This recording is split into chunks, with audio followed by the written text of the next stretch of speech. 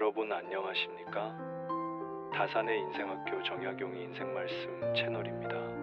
오늘 여러분께 심장을 멈추게 할 만큼 충격적인 질문을 하나 드리겠습니다. 친구를 잃어버린 적 있으십니까?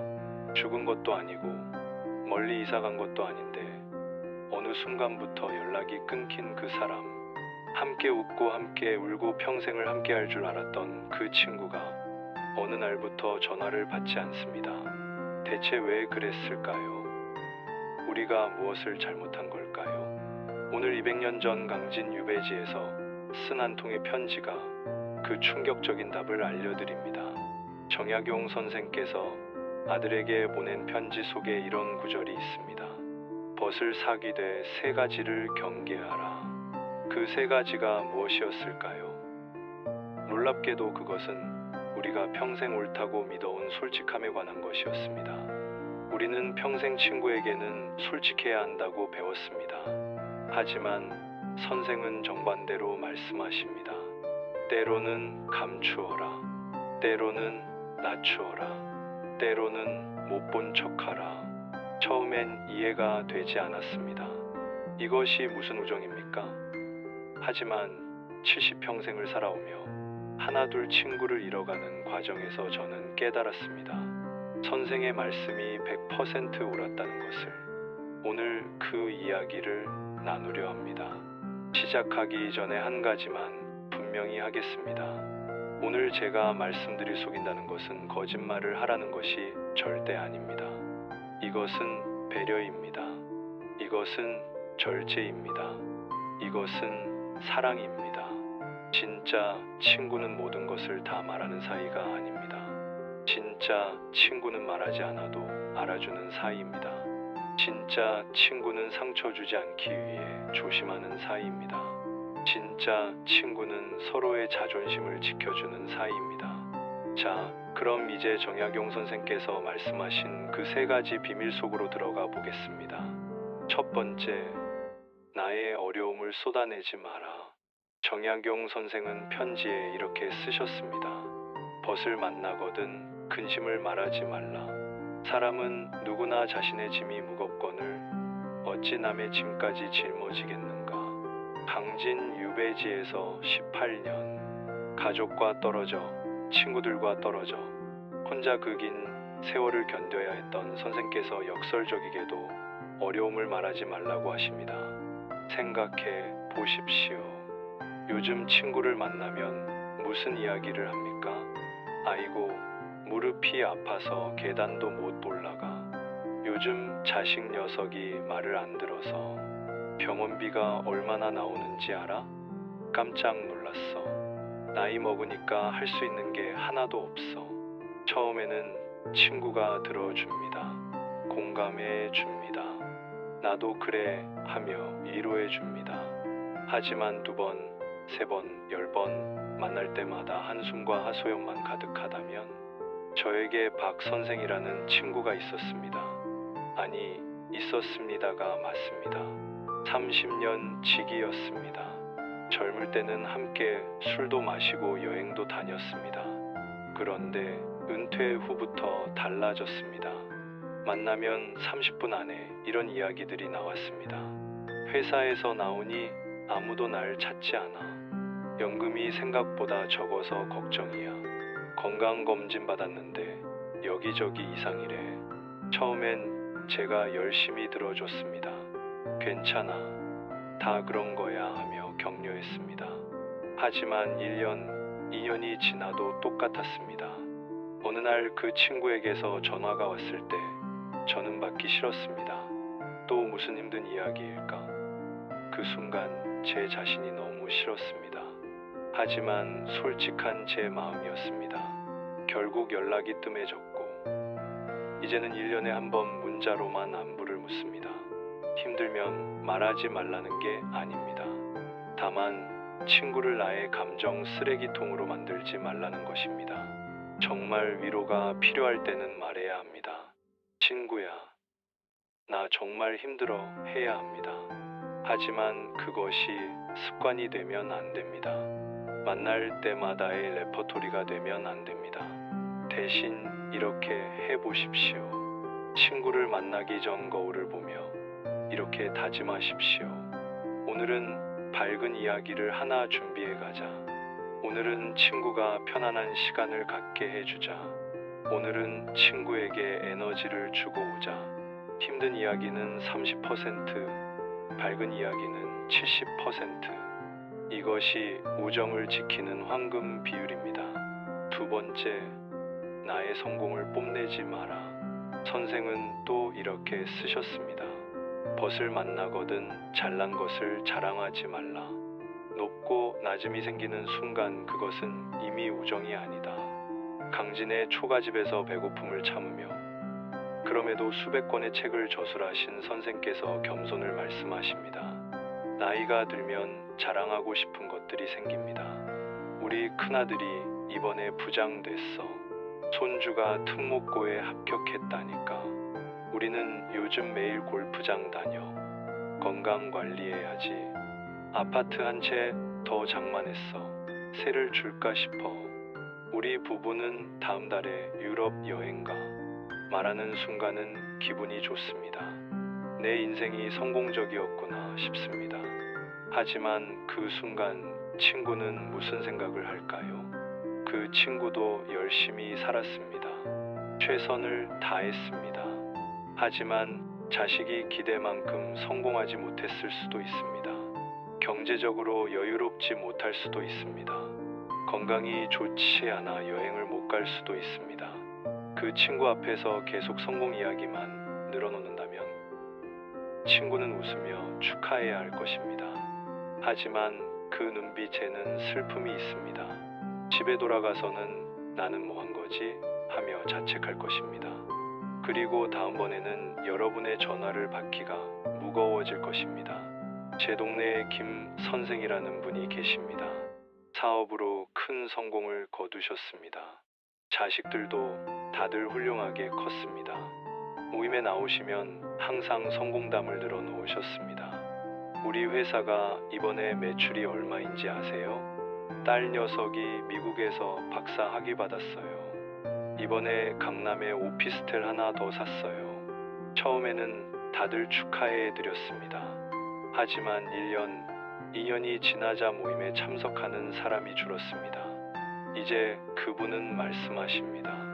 요즘 친구들이 다들 바쁜가 봐. 연락해도 안 받아. 친구들이 바쁜 게 아닙니다. 친구들이 지친 겁니다. 자꾸 비교당하는 것에 지친 겁니다. 반대로 정말 멋진 분이 계십니다. 최 선생님. 실제로는 경제적으로 아주 여유로운 분입니다. 하지만 절대 내색하지 않으십니다. 별로 대단한 거 없어요. 그냥 운이 좋았을 뿐이지. 다들 고생하시는데 저만 잘났다고 할 게 뭐 있겠어요. 오히려 친구들의 이야기를 들어주십니다. 친구들의 작은 성공에 진심으로 기뻐해 주십니다. 그래서 모두가 최 선생님을 만나고 싶어 합니다. 그분과 있으면 내가 초라하지 않아. 그분은 나를 있는 그대로 봐줘. 겸손은 친구를 지키는 가장 강력한 무기입니다. 세 번째, 친구의 약점을 입 밖에 내지 마라. 선생께서 가장 강조하신 것이 바로 이것입니다. 벗의 허물을 보았거든 가슴에 묻어라. 말하는 순간 그것은 칼이 된다.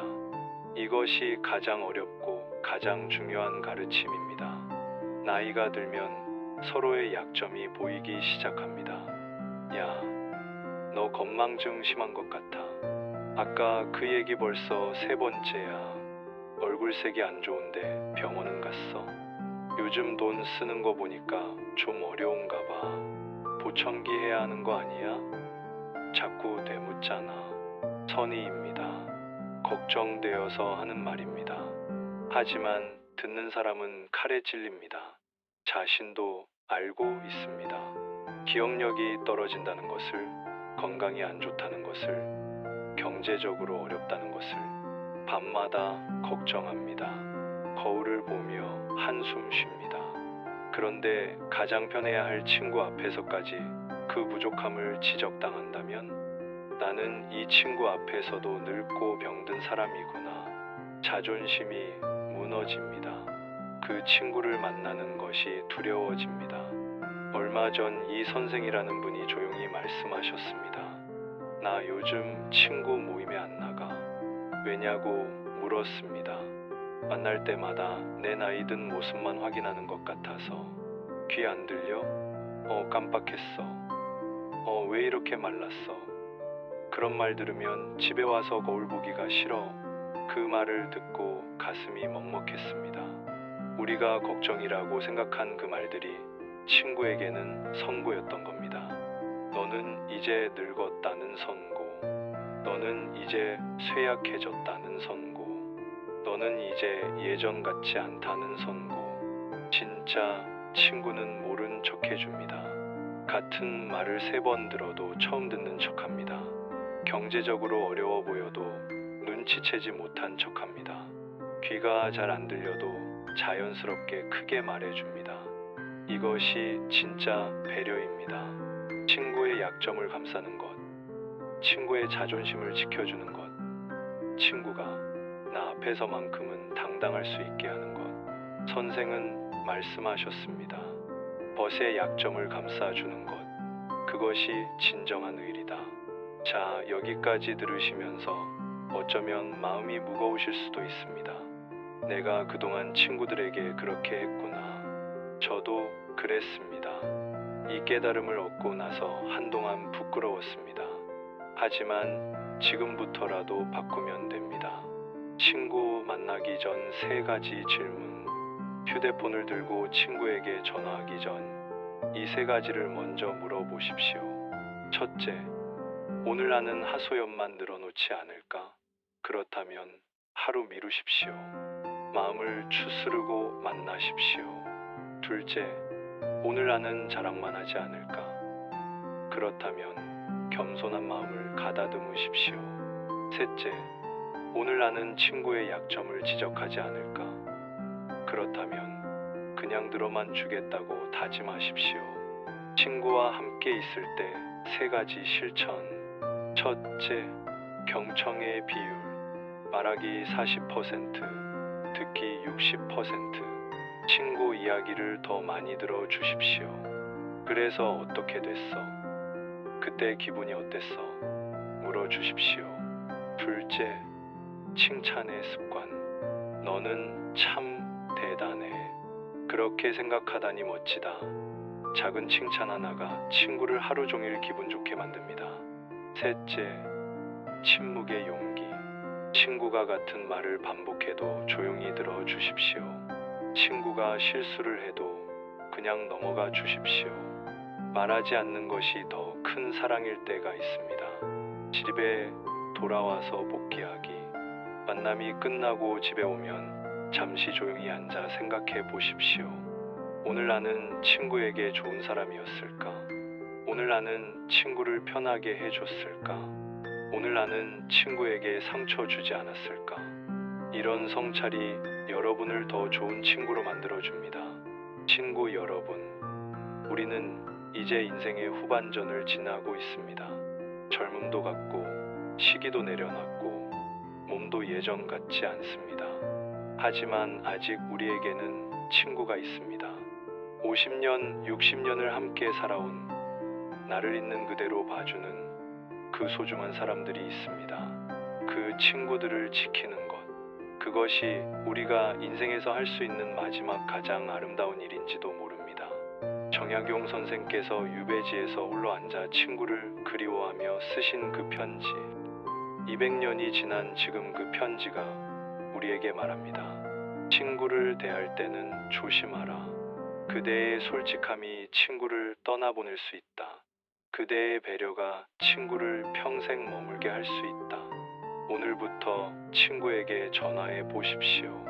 하지만 하소연이 아니라 목소리가 듣고 싶어서라고 말하십시오. 자랑이 아니라 요즘 어떻게 지내? 물어보십시오. 지적이 아니라 만나서 반가워 전해주십시오.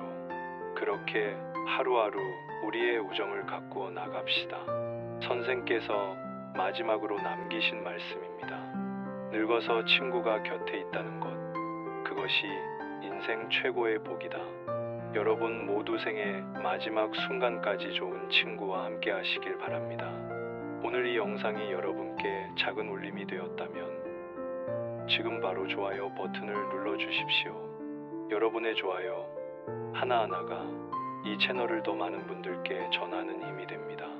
그리고 구독 버튼을 꼭 눌러주십시오. 구독은 무료입니다.